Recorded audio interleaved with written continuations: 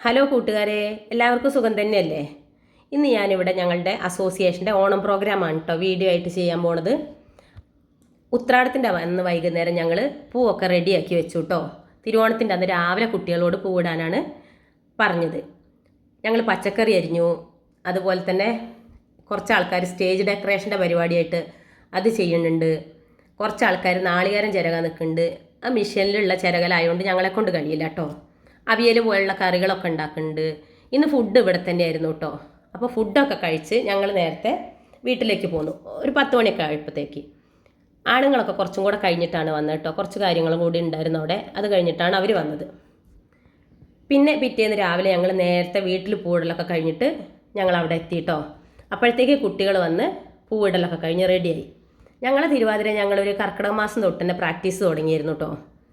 അതുകൊണ്ട് ഞങ്ങൾക്ക് നന്നായി കളിക്കാൻ പറ്റി. കുട്ടികളുടെ ഒരുപാട് പരിപാടികൾ ഉണ്ടായിരുന്നു. 2 തിരുവാതിര ഉണ്ടായിരുന്നു കേട്ടോ. അതുപോലെ തന്നെ അപ്പോൾ എല്ലാവരും പറഞ്ഞു, കണ്ടു നിന്നവരെല്ലാവരും പറഞ്ഞു ഇത്തവണത്തെ പരിപാടി കഴിഞ്ഞ തവണത്തെക്കാട്ടിലും 2 വർഷം 3 വർഷം മുന്നേ തുടങ്ങിയ ഉണ്ടായിരുന്ന പരിപാടിനെക്കാട്ടിലൊക്കെ നന്നായി ചെയ്തു. എല്ലാവർക്കും നല്ല കളിക്കാനൊക്കെ പറ്റി എന്നുള്ളത് എല്ലാവരും അഭിപ്രായപ്പെട്ടു.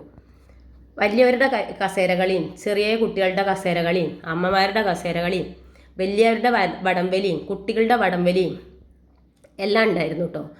അതിന് വടംവലിക്ക് സമ്മാനം കിട്ടി പഴക്കൊലയാണ് കേട്ടോ കൊടുത്തത്, കുട്ടികൾക്കും വലിയ ആൾക്കാർക്കും.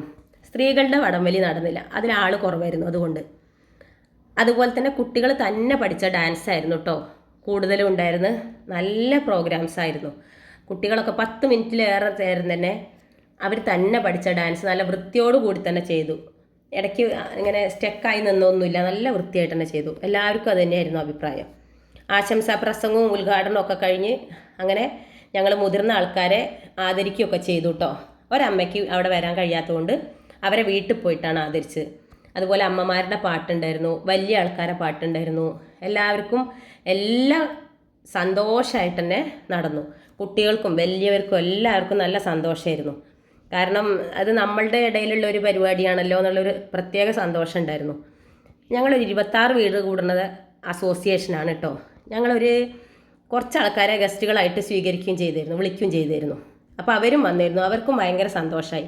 ഞങ്ങൾ തലേന്ന് തന്നെ ഊഞ്ഞാലൊക്കെ പൂ കൊണ്ട് അലങ്കരിച്ചൊക്കെ റെഡിയാക്കി വെച്ചായിരുന്നു കേട്ടോ. എന്നിട്ട് അതിൽ വരുന്ന എല്ലാവരും കുറേ ഫോട്ടോസ് എടുത്തു. കുറേ ഫോട്ടോസ് ഞങ്ങൾ പൂക്കളത്തിൻ്റെ മുന്നിൽ വെച്ചെടുത്തു. അന്ന് എല്ലാവർക്കും ഫോട്ടോസ് എടുക്കാനുള്ളൊരു ധൃതിയായിരുന്നു. അത്രയും സന്തോഷമായിരുന്നു കേട്ടോ എല്ലാവർക്കും. കുട്ടികൾക്കാണെങ്കിലും ഇങ്ങനൊരു അവസരം കിട്ടി നല്ലൊരു സ്റ്റേജ് പെർഫോമൻസും കാര്യങ്ങളൊക്കെ ചെയ്യാൻ പറ്റിയതിൽ അവർക്കും സന്തോഷം. അവരുടെ ഇടയിലുള്ള ആൾക്കാർ തന്നെയാണല്ലോ. അതുകൊണ്ട് നിങ്ങൾക്ക് ഈ വീഡിയോ ഇഷ്ടപ്പെട്ടെങ്കിൽ നിങ്ങൾ ലൈക്ക് ചെയ്യുകയും ചെയ്യണം, കമൻറ്റ് ചെയ്യുകയും ചെയ്യണം കേട്ടോ.